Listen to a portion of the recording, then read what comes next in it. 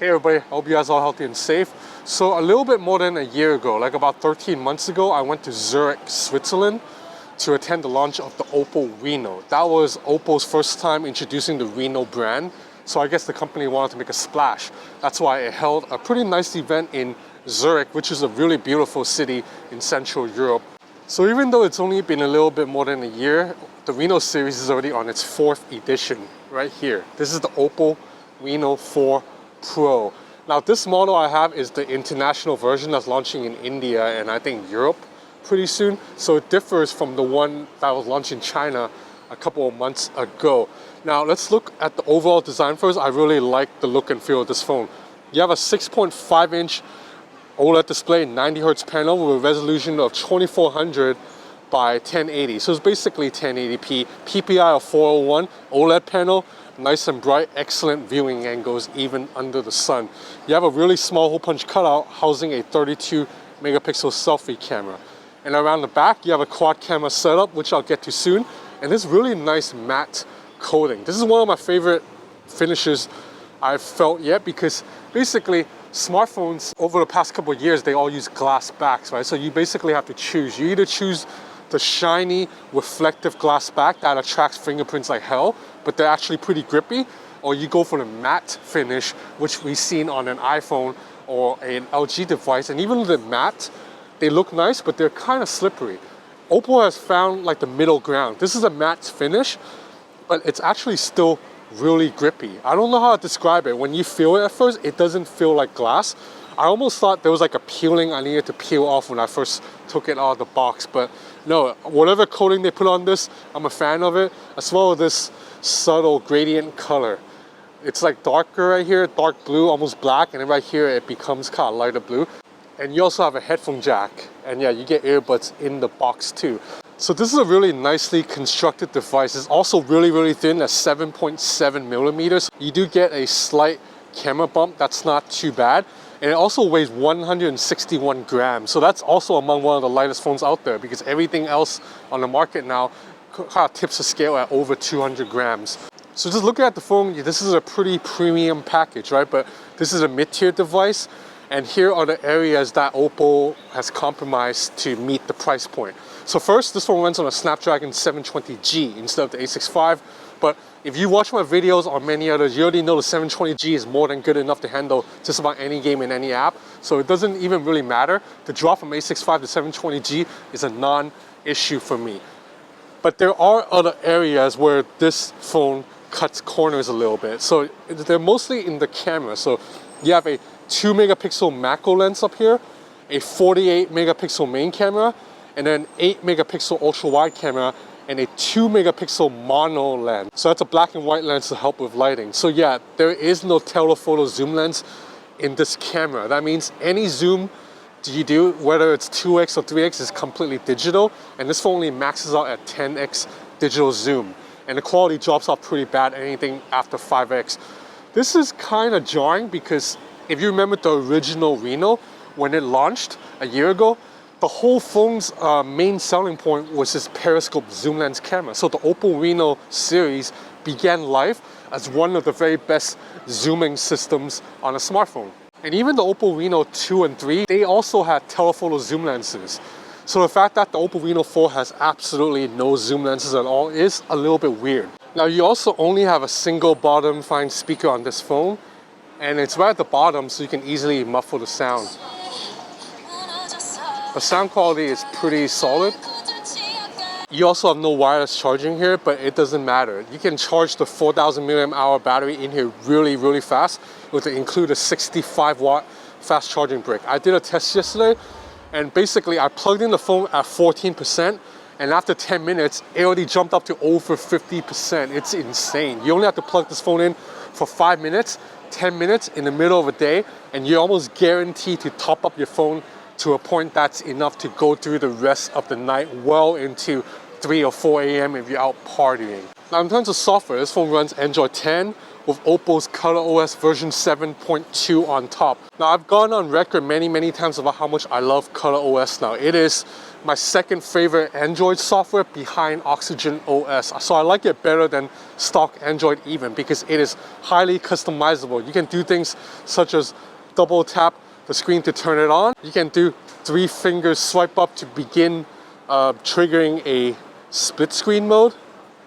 You have a little shortcut menu that you swipe from the sides right here that will allow you to launch an app immediately. You have other shortcut gestures like drawing a circle to launch a camera.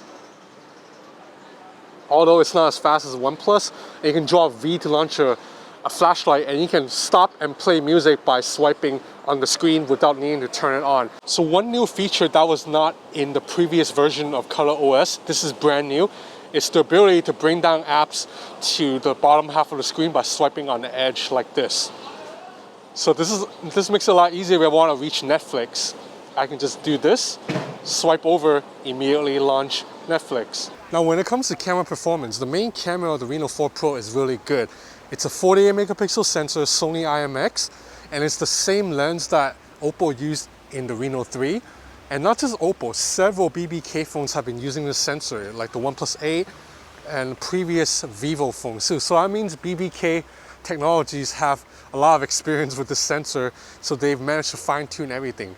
With the combination of pixel binning and the aperture f1.8, this sensor is able to pull in a lot of light even at night in Hong Kong. Now granted, nighttime in Hong Kong is never that dark because there's so many city lights all around, but I don't even need to use night mode when I'm shooting pictures at night in Hong Kong. In fact, if I use night mode, I find that it makes the scene a little bit too bright. It doesn't look natural. I like it better just shooting without night mode when it comes to the 1X camera. Now the ultra wide angle camera is only 8 megapixels, so it's not the strongest hardware. But if you shoot pictures with it during the day with good daylight, you're still getting some really clean and relatively sharp ultra wide angle images. Definitely serviceable. You can post it straight to Instagram. But if you use the ultra wide angle at night and you just shoot it as this, photos are going to come out really blurry and very blotchy and just kind of messy all around. Thankfully though, there's a night mode that can fix the problem by quite a bit. If you just shoot with night mode with the ultra wide angle, then even at night in Hong Kong anyway, you're still going to get a pretty serviceable shot. Although if you pixel peep too much, you're still going to see kind of really soft details just because the ultra wide angle camera hardware here is just not that good. Now the macro lens and the mono lens, they work as advertised. The mono lens is pretty interesting because it's a black and white lens, so it helps you take in more light, and that really sets the stage for one of the most fun new features of the Oppo Reno 4 Pro. When you go into the camera app, there's this new dial called color retention.